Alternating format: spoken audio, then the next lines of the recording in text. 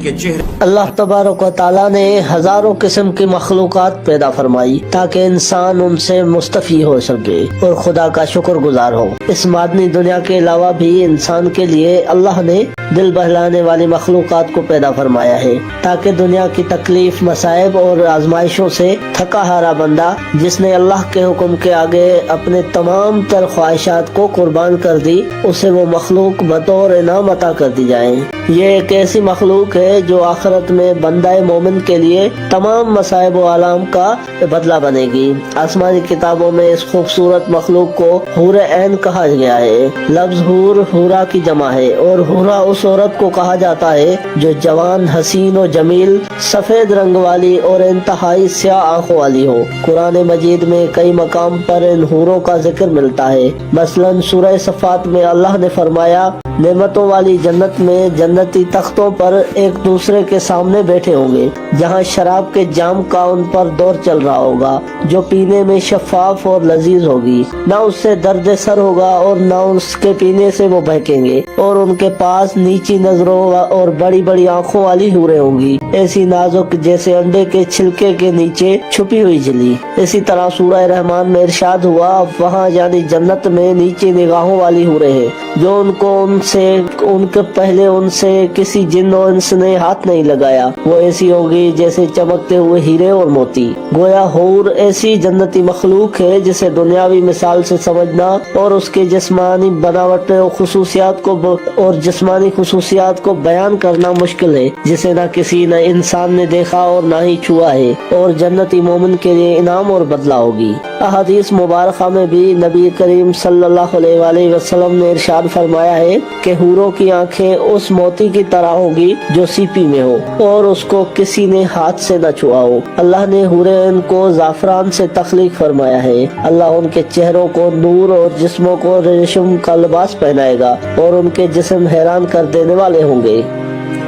अगर हूरों के जिस्मानी बनावट की बात करें तो रिवायतों से पता चलता है कि हूरों को पाँव की उंगलियों से घुटनों तक जाफरान से बनाया गया है। सीने से गर्दन तक चमकदार अंबर से बनाया गया है। गर्दन से सर तक का हिस्सा सफेद काफूर से तख्लीक की गई है और उनके सर में खुशबूदार कस्तूरी की बालें हैं। जब वो सामने आती है तो उनका चेहरा जबरदस्त नूर से चमक उठता है, जैसे दुनिया वालों के लिए सूरज चमकता है। और उनके कमर का अंदरूनी हिस्सा लिबास और जिल्द की बारीकी से दिखाई देता है।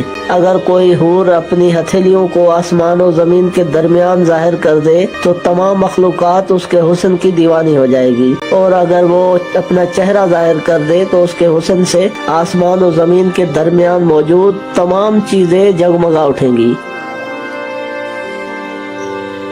एक रिवायत के मुताबिक जन्नतुल फिरदौस और जन्नतुल अदम के दरमियान में ऐसी हूरें मौजूद हैं जो जन्नत के गुलाब से पैदा की गई हैं। वो कभी सोती नहीं, कभी हामला नहीं होंगी और ना ही कोई उन्हें हैज आती है और ना ही वो बीमार पड़ती हैं। हूरों के भी कई अकसाम और नस्लें हैं और जन्नत के अलग अलग दर्जों में मुख्तलिफ अकसाम की हूरें रहती हैं। जैसा कि हजरत इब्ने अब्बास ने फरमाया कि जन्नत में एक नहर है जिसका नाम बेदिक है। इस नहर के नीचे हूरें उगती है और खूबसूरत आवाज में कुरान मजीद की तिलावत करती है और अल्लाह के हम्द व सना बयान करती है। जन्नत में जन्नती जब उस नहर के पास पहुँचेंगे तो उन हूरों से हाथ मिलाएंगे। जब मर्द किसी हूर की कलाई को छुएगा तो वो हूर उसके पीछे चल पड़ेगी और उसकी जगह दूसरी हूर उगाएगी। इसी तरह जन्नत में मौजूद मुख्तलिफ अकसाम की हूरों का मुख्तलिफ जन्नती नाम है। मसलन खैरा और ईना नामी हूर, जिसके मुतालिक रिवायतों में आता है कि उनके इर्द गिर्द 70,000 खिदमतगार लड़कियां चलती हैं और जो परहेजगार बंदों को खूब जन्नत में तलाश करती फिरती हैं। हूर जन्नत की एक ऐसी नेमत है जो अदना से अदना जन्नती शख्स को अता की जाएगी।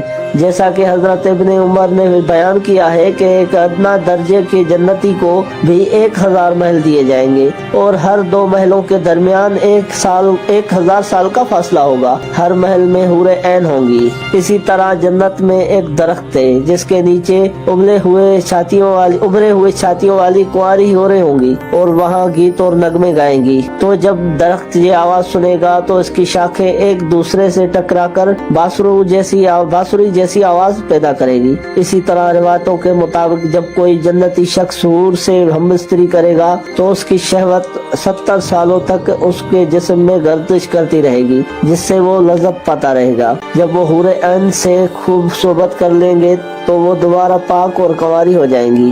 حوروں کا تصور دین اسلام میں کوئی نیا تصور نہیں ہے، بلکہ دنیا کے کئی مذاہب اور آسمانی کتابوں میں ان دوشیزہ عورتوں کا ذکر ملتا ہے جو موت کے بعد انسانوں کو ملیں گی۔ مثلاً قدیم یونانی اساطیروں میں نمکھ نامی ایک جوان اور خوبصورت مخلوق کا ذکر ملتا ہے۔ گریک مائتھولوجی کے مطابق نمکس ہزاروں سال تک زندہ رہتی ہیں اور کبھی بوڑھی نہیں ہوتی ہیں۔ نمکس کو مقدس روح کہا جاتا ہے جنہیں زیوس دیوتا کی بیٹیاں قرار دیا گیا ہے اور جو کوہ اولمپس میں دیوتاؤں کی خدمت کرتی ہیں۔ اگر قدیم فارس کی بات کریں تو زرتشت کی مذہبی اور ایرانی افسانوں میں بھی حوروں کے مثل ایک مخلوق کا ذکر آتا ہے۔ گاتھاؤں کے مطابق انسانوں کے تمام اچھے اعمال اور نیکی ایک خوبصورت حسینہ کی شکل میں تبدیل ہو جاتی ہے جسے ڈائنا کہا گیا ہے۔ ڈائنا ایک پرکشش اور بہترین لباس پہننے والی عورت ہے۔ جب انسان کی موت ہوتی ہے تو اس کے موت کے چوتھی صبح کو وہ اسے بطور انعام ملتی ہے جو 15 سال کی ایک خوبصورت لڑکی کی شکل میں ظاہر ہوتی ہے اور اسے اپنے ساتھ جنت لے جاتی ہے۔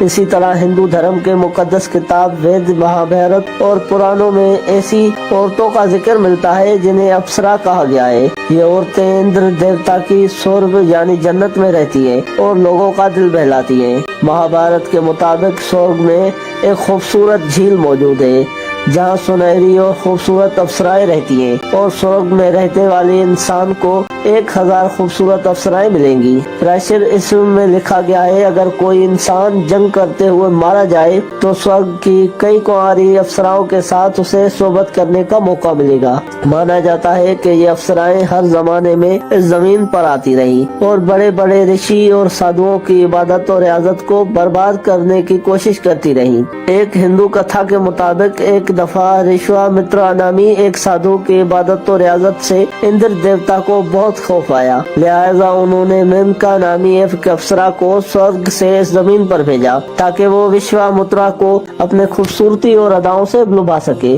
اور ان کی ریاضت خراب ہو جائے۔ چنانچہ میمکا نے اپنے دل فریب اداؤں سے رشوا مترا کو بہکا دیا اور وہ رشوا مترا میمکا سے محبت کر بیٹھے۔ اس طرح ہندو شاستروں اور پرانوں میں بھی کئی افسراؤں کی کہانیاں مشہور ہیں۔ ان تمام باتوں سے یہ صاف ہوتا ہے کہ اسلام کے علاوہ دنیا کے کئی بڑے بڑے مذاہب میں حوروں کا تصور اور تذکرہ موجود ہے، لیکن اسلام مخالف سوچ رکھنے والوں کو آج صرف اسلام میں ہی حوروں کے وجود سے پریشانی ہوتی ہے۔ کیا یہ دین حق کی مخالفت کا نتیجہ ہے یا ایک عالمی پروپیگنڈا؟